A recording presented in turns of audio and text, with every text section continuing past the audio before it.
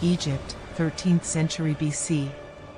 The Hebrews, enslaved by the Egyptians, build monuments in honor of Pharaoh Rameses I. The sovereign is worried because the court astrologers have informed him of the presence of a new star, considered malevolent not so much because it prophesies the arrival of an enemy people, as the pharaoh thinks, but because it prophesies that a single man will lead Egypt to destruction.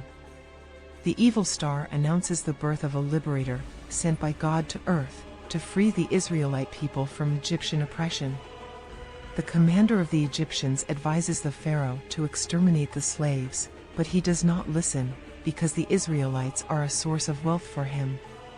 If the liberator is among the newborns, it is better to kill only them. The little Jews are thus exterminated by the pharaoh's guards, under the terrified and grief-stricken eyes of the poor mothers.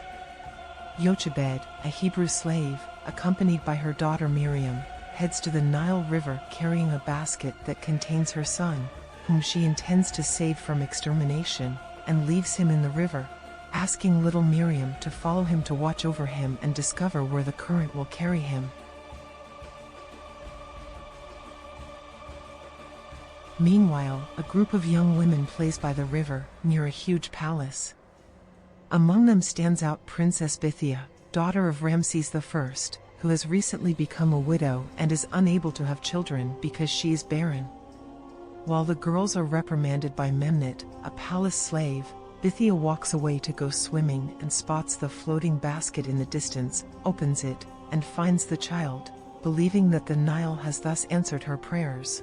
She takes him to the shore and shows him to Memnet.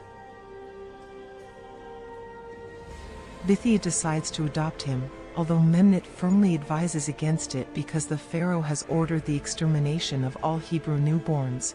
Bithiah makes the slave swear that she will say nothing and gives the child the name Moses, the one who has been saved from the waters. The little one grows up and becomes an adult, and he manages to triumph over the Ethiopians, accompanied by Rameses, son of Pharaoh Sethi, a wise and enlightened sovereign, succeeded by Rameses I, who must choose between Rameses or his nephew Moses, without him knowing, the adopted son of his sister Bithiah, as his successor, although many believe he wants to choose the latter, considered by him more capable of ruling. To complicate the succession dispute, another issue arises: the beautiful and seductive Nefretiri, a young princess very dear to Sethi, who will be the betrothed of the future pharaoh. Both are attracted to her beauty, but Nefretiri reciprocates Moses' attentions, with whom she hopes to marry and whom she loves, and not Ramses' flattery, whom she cannot stand and despises. Sethi, however, laments not having a city where he can keep the goods received from the Ethiopians, given that Rameses has not managed to build it. The prince tries to justify himself by blaming the Hebrew slaves who are unwilling to serve him, confident in the arrival of the liberator. Sethi then decides to assign the task of construction to Moses, while ordering Rameses to find the liberator, whether true or false. In Gessen, the slaves work tirelessly, without even having time to take a sip of water. From the top of a scaffold, the young and strong Joshua, the stonecutter, carves the effigy of the pharaoh, and when he notices the presence of his beloved Lilia, the graceful and gentle water-bearer, he quickly runs to embrace her. Meanwhile, a sinister figure appears, Dathan, the foreman. He is a renegade Jew, now in the service of the pharaoh, feared by all, especially by Lilia, who feels he is watching her too lecherously. Dathan then approaches Rameses and accepts his task of finding the liberator of the Hebrews, with the promise of great rewards. While the slaves are moving a huge block of stone to fit it with another, among the older women who smear the ground with grease to make the paving more slippery and speed up the work, is Yochabel, Moses' mother, who gets caught with her belt in the stone block and risks being crushed between the two rocks. Joshua, called by Lilia, runs to help the old woman, but is stopped by the guards, from whom Lilia escapes and runs to Moses to ask for his help, knowing his magnanimity.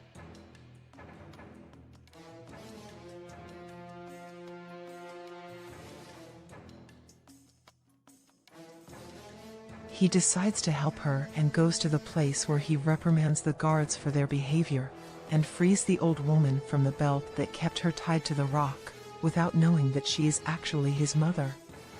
Joshua, although detained by the guards, does not hesitate to complain to the prince about the lack of food.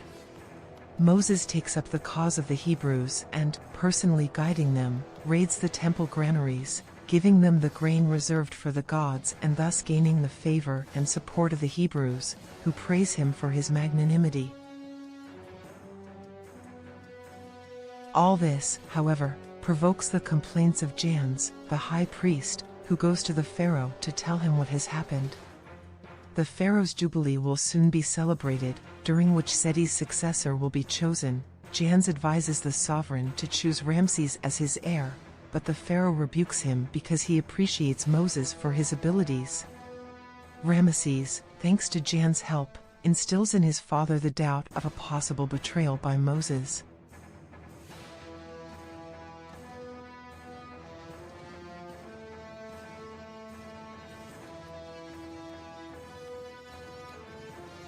Meanwhile, Moses is busy erecting a huge obelisk in honor of the Pharaoh, which is raised perfectly despite many fears.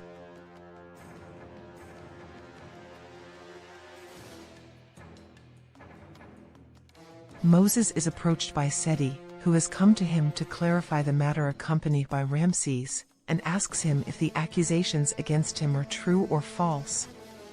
Moses responds that yes, but justifies himself by showing the result of his work, a beautiful and majestic city worthy of Sethi. The Pharaoh, in ecstasy, orders the name of Moses to be carved in marble alongside his own, severely reprimanding his son Rameses for slandering his cousin. Rameses, furious over the humiliation suffered because of Moses, is more determined than ever to get rid of his cousin, to take the crown that is rightfully his and finally have the beautiful princess Nefretiri all to himself. Meanwhile, Nefretiri impatiently awaits the return of her beloved Moses. Memnet, the palace slave, the only one, along with Bithiah, who knows the secret about Moses' birth, arrives. The slave, unable to tolerate that a Jew occupies Ramses' place as the future pharaoh, confesses to the princess the truth about Moses' origins. Nefretiri doesn't believe it, at least until Memnet shows her the Levitical blanket that the child had when he was found in the Nile River, clear evidence of his Jewish origin.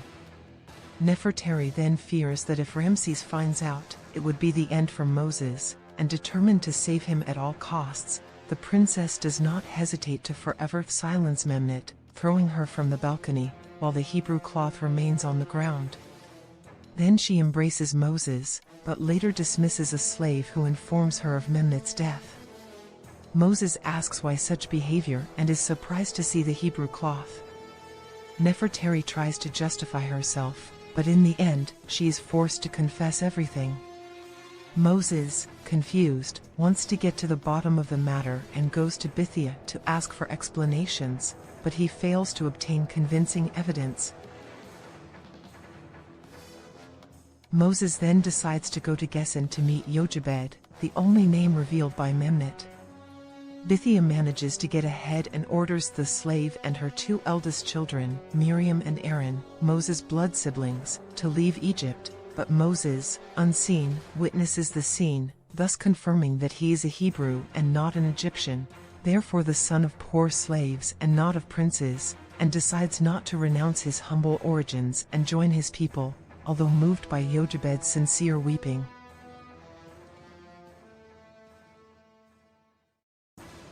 Dressed as a slave, Moses works like any Jew and personally experiences the suffering, mistreatment, and heavy fatigue of his people, witnessing horrible scenes.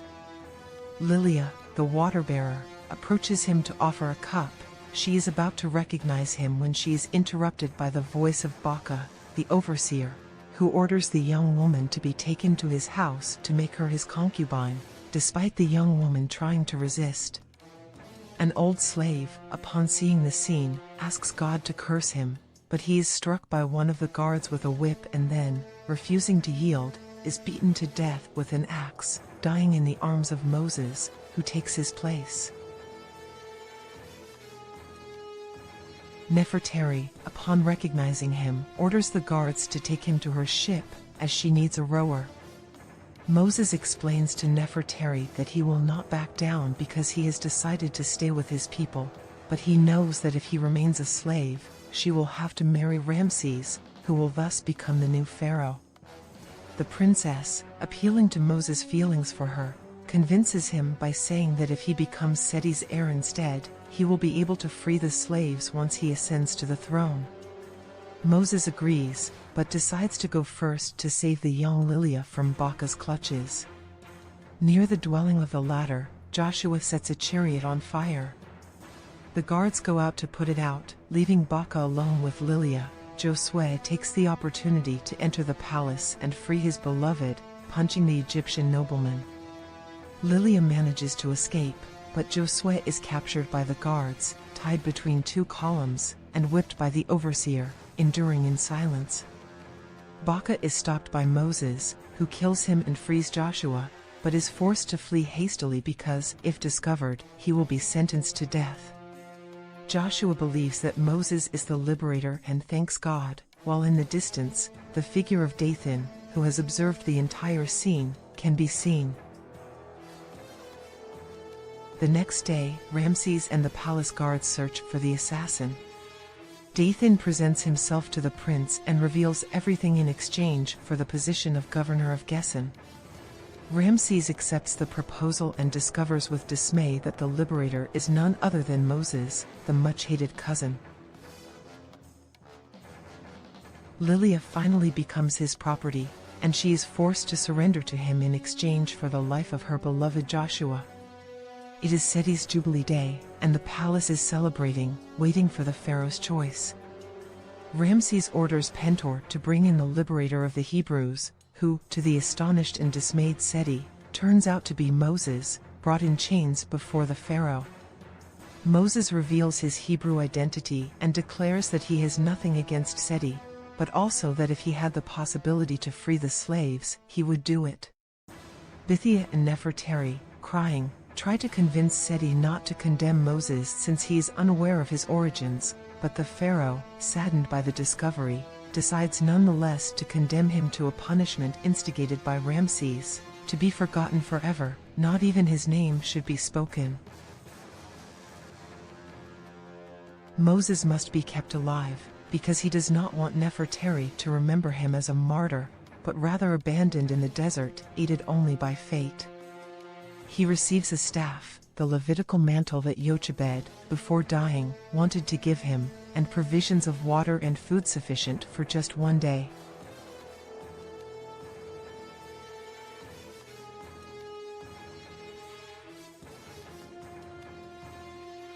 After several days of travel, tired, dehydrated, and thirsty, he finally reaches an oasis where he can replenish himself with the fruits of a palm tree and the water from a stream. Nearby, he sees some girls watering their flock. They are the daughters of Jethro, the sheik of Midian, led by the beautiful Zipporah, the eldest daughter. The girls find Moses sleeping near a bush, and they take him to the oasis of the Amalekite shepherds, who are determined to steal the flock. Zipporah tries to defend the sheep, but she is struck, and Moses' intervention, which saves the girls, drives away the cattle thieves.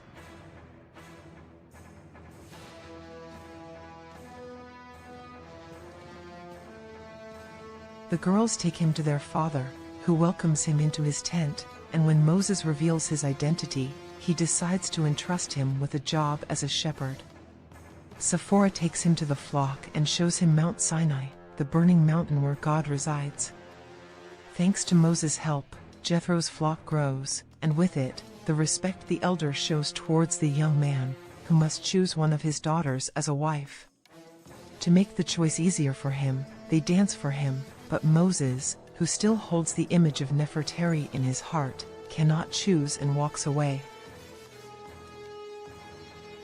Finding Zipporah outside, the only one who had not participated in the banquet, and after speaking with her, he is impressed by the young woman's wisdom and her strong faith in God, and therefore decides to marry her.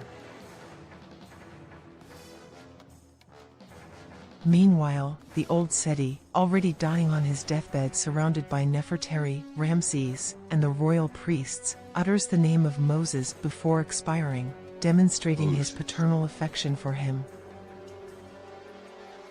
Years go by, and Moses lives serenely at the foot of Sinai with his wife Zipporah and his little son Gershom. While he is grazing the sheep, he hears the dogs barking. He approaches and finds a man who, to escape them, has taken refuge on a rock. It is Joshua, who had escaped from the mines where he had been imprisoned. He hydrates him, feeds him, and asks what happened to him. While they talk, he notices that at the top of the mountain there is a strange light, a bush that burns but without the fire consuming it. He decides to go see and climbs the sacred mountain. From the burning bush comes a voice that calls him and orders him to take off his sandals because he is standing on holy ground. Moses obeys and kneels, having understood that it is God who speaks from the bush. Then he asks why he does not hear the cries of his people in Egypt. The Lord knows the pain of his people and precisely for that reason has decided to send him to Pharaoh to ask for their release. Moses fears he is not capable, but God will help him, telling him what to say and performing wonders to convince Rameses to free the slaves. Finally, he orders him to return to Mount Sinai, after having left Egypt with his people, to receive the eternal laws. Zipporah and Joshua, who stayed in the valley, see Moses reappear, his face illuminated, different from usual. Now God is within him and will free his people. Joshua rejoices, asserting that the Jews will arm themselves and strike down the Egyptians. But it will not be so, affirms Moses. It is not with the sword that the Lord will free his people, but with the staff of a shepherd. Having returned to Egypt in the company of his brother Aaron, Moses heads to the Pharaoh's court, who has just received several ambassadors from the various neighboring kingdoms of Egypt. Nefretiri recognizes Moses and suppresses the impulse to embrace him. When Rameses rejects Moses' request to let his people go, the latter orders Aaron to throw his staff at the foot of the pharaoh, which instantly transforms into a cobra, causing everyone to back away in fear, except Rameses, who orders his priest Jans to drop 2 staffs to the ground. Performing the same miracle, those staffs also turn into cobras, which, however, are devoured by Moses' cobra.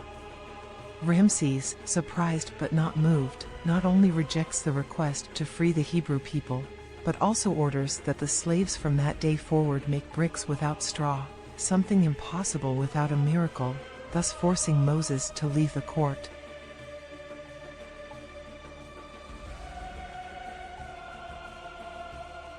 The Hebrews of Gessen rejoice at seeing Moses return and acclaim him as their liberator, but when he says they will have to work more, Dathan incites them to stone him, although Moses is not afraid. The prophet is, however, unexpectedly brought by some guards before Queen Nefretiri on her ship, who makes him understand that she still loves him and does not believe in his change. Moses, however, is already a man of faith. He must serve God and cannot love another man's wife, especially the wife of the one who oppresses his people. Now he belongs to God, to his people, and to his beloved Zipporah, and the love he feels for her is something Nefretiri will never understand. The Israelite women begin to fill their water jars, as Miriam has heard from her brother that the water will soon run out. Joshua, returning to Gessen with Moses, finds after so much time his beloved Lilia, who has become Dathan's concubine just to save him. Josué swears that he will free her, but Lilia, overwhelmed by shame, believes that even Moses cannot save her from the slavery that oppresses her, a slavery that crushes her soul more than her body. Rameses and his priests are celebrating a ritual in honor of the Nile god when Moses and Aaron arrive, announcing that the Nile will turn to blood if Rameses does not obey the divine will. The sovereign, unmoved, rejects once again. Then Moses orders Aaron to stretch the staff over the waters of the Nile, which turn to blood, including the water in the vessel in Rameses' hands, who is left astonished.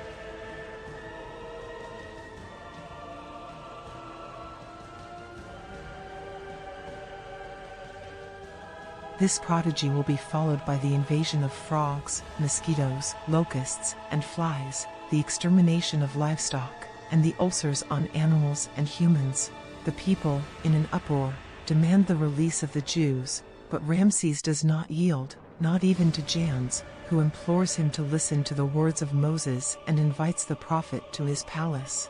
Rameses confesses that these plagues frightened him at first, but in the end, he understood that they were merely the work of nature and not of God. Moses then threatens to punish Egypt with 2 even greater plagues, a fiery hailstorm and darkness for 3 consecutive days, and these also occur.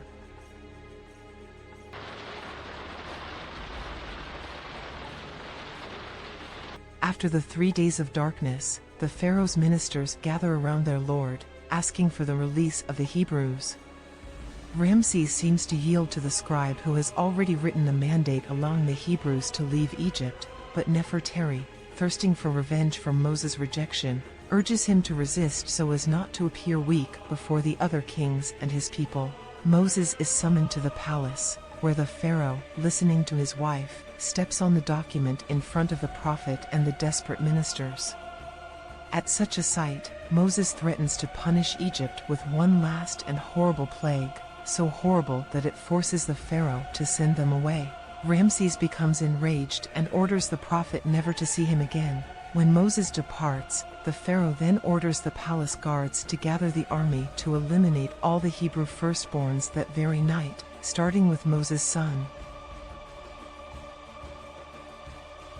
Not wanting it to come to that, Nefretiri then decides to go to Gessen to ask Sephora to flee to Midian with her son, saving him from death.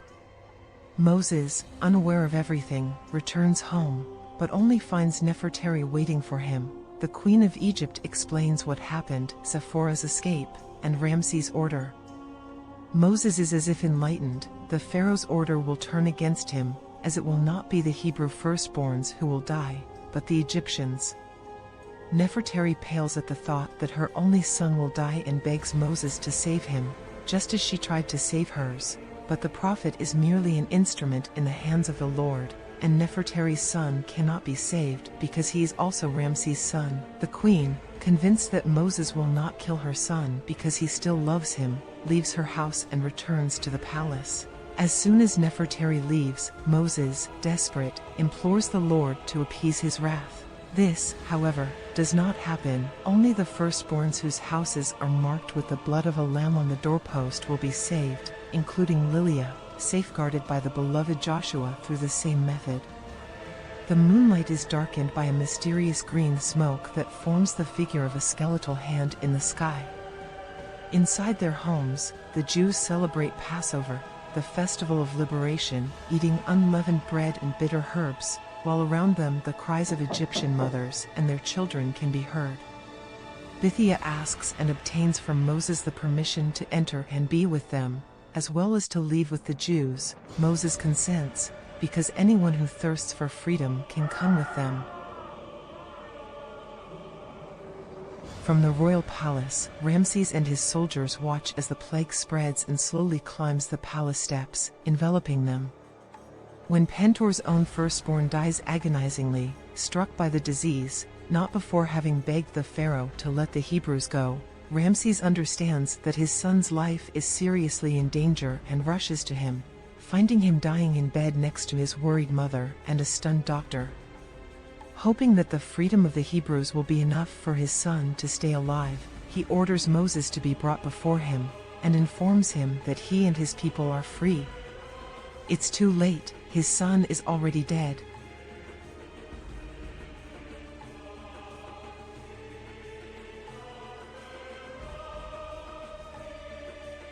The next day, the Jews blow jubilant horns,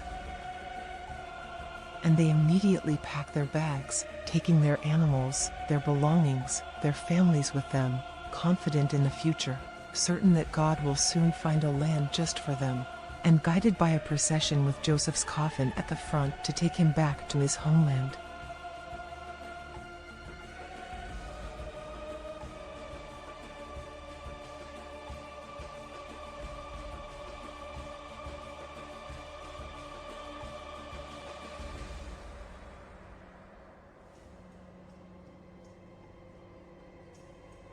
Meanwhile, the desperate Rameses is brought back to reality by Nefretiri, and now devastated by pain and filled with fury, he orders the army to prepare, determined to pursue the Hebrews and exterminate them one by one, even to crush Moses himself under the wheels of his chariot.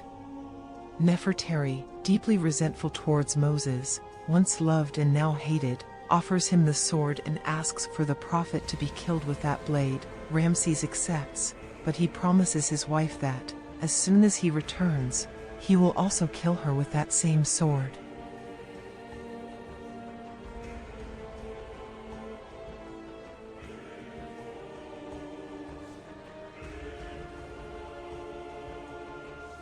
While the Hebrews are near the Red Sea, Joshua and Caleb see the chariots led by the Pharaoh approaching and realize they are trapped, surrounded on one side by the army, and on the other by the sea. Blocking the Egyptians' path, however, is a huge wall of fire.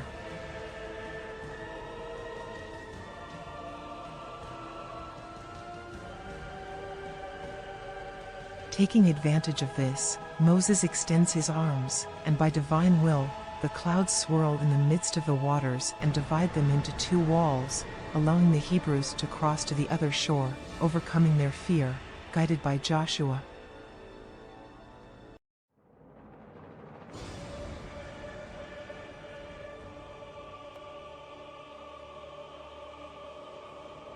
When the wall of fire goes out, Rameses orders his soldiers to advance against the Hebrews, but he stays with Moses for himself.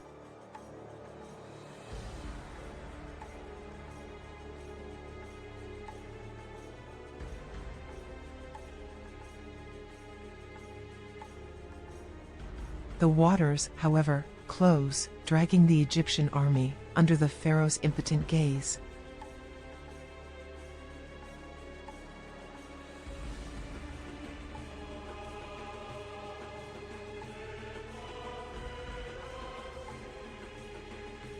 When he returns to the palace, Nefretiri impatiently awaits her husband's return with the sword soaked in Moses' blood. When, after he raises his arm ready to strike her, she asks him to show her Moses' blood, the Pharaoh throws the sword to the ground, sits on the throne next to his wife, and finally admits his defeat. Your God is God.